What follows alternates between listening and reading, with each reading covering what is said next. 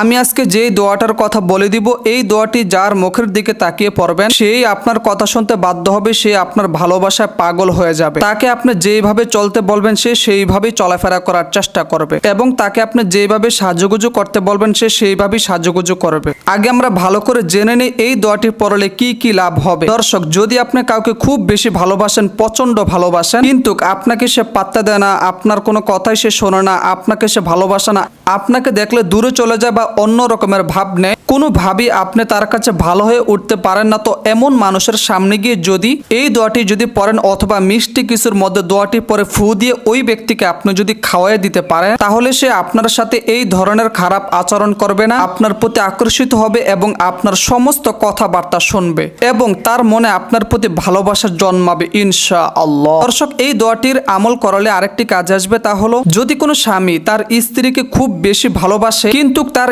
স্ত্রী তাকে ভালোবাসে না, তাকে পাত্তা দেয় না, স্বামীর কোনো কথাই শোনে না, স্বামীর কথায় উঠা বসা করে না, অন্য পুরুষের প্রতি ওই নারী আকর্ষিত পরকীয়ার মধ্যে লিপ্ত, সেই স্বামী যদি তার স্ত্রীর জন্য এই আমলটি যদি করে তাহলে ওই স্ত্রী স্বামীর কথা শুনতে 100% বাধ্য হবে। যদি কোনো স্বামী স্ত্রীকে ভালোবাসে না বা পাত্তা দেয় না, তখন যদি স্ত্রী এই আমলটি যদি করে তাহলে ওই ব্যক্তির অর্থাৎ ওই স্ত্রীর স্বামী তাকে পাগলের মতন ভালোবাসবে, তার সমস্ত কথাবার্তা শুনবে। দর্শক, একটা কথা মনে রাখতে হবে, এই আমলটি কোনো নাজায়েজ খারাপ কাজে ব্যবহার করা যাবে না, এই আমলটি জায়েজ ভালো কাজে ব্যবহার করতে হবে। যাকে আপনি সত্যি করে পেতে চান, যাকে আপনি বিবাহ করতে চান, তার জন্যই এই আমলটি করবেন, কোনো উদ্দেশ্য নিয়ে এই আমলটি করা যাবে না। দর্শক, দোয়াটি হচ্ছে ইউহিব্বুহুম ওয়া ইউহিব্বুনাহু আযিল্লাতিন আলাল মুমিনিনা আইজ্জাতিন আলাল কাফিরিন। দর্শক, নিচে বাংলা উচ্চারণ দেওয়া আছে, অবশ্যই আপনার এই আয়াতটি মিষ্টি দ্রব্য অর্থাৎ মিষ্টি জাতীয় কোনো কিছুর মধ্যে ফু দিয়ে যাকে আপনি ভালোবাসেন ওই ব্যক্তিকে আপনি যদি খাওয়াইতে পারেন, ওই ব্যক্তি আপনাকে পাগলের মতন ভালোবাসবে। অথবা